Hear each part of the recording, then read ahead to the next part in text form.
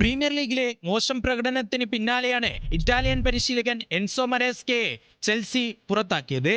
ലീഗിൽ അവസാന 7 മത്സരങ്ങളിൽ 2 ജയം മാത്രമാണ് ചെൽസിക്കുള്ളത്. ഒന്നാം സ്ഥാനത്തുള്ള ആഴ്സണലുമായിട്ടുള്ള പോയിന്റ് വ്യത്യാസം 15 ഉയർന്നതോടെയാണ് മരേസ്കയെ ക്ലബ്ബ് പുറത്താക്കിയത്. നിലവിൽ 5ാം സ്ഥാനത്താണ് ചെൽസി. അതേസമയം മറ്റു ടൂർണമെന്റുകളിൽ മരേസ്കയെ കിരീട പ്രതീക്ഷ സജീവമാക്കിയിരുന്നു. EFL കപ്പിൽ സെമിയിലും FA കപ്പിൽ 3ാം റൗണ്ടിലേക്കും ടീമിനെ എത്തിച്ചിരുന്നു. UEFA ചാമ്പ്യൻസ് ലീഗിലും കിരീട പ്രതീക്ഷ സജീവമാക്കിയിട്ടുണ്ട്.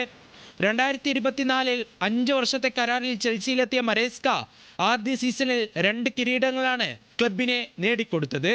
ലോകകപ്പ് മാതൃകയിൽ നടത്തിയ ആദ്യ ക്ലബ് ലോകകപ്പ് ചെൽസിക്ക് നേടാനായതും മരേസ്കയുടെ കീഴിലാണ്.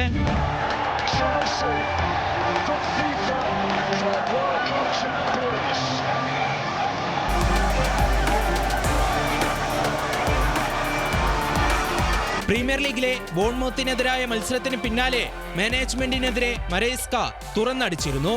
അതേസമയം മികച്ച നേട്ടങ്ങൾക്കായി മാറ്റം അനിവാര്യമാണെന്നാണ് ക്ലബിന്റെ വിശദീകരണം.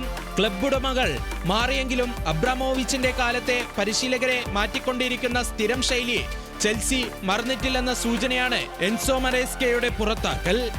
Sports desk, news Malayalam.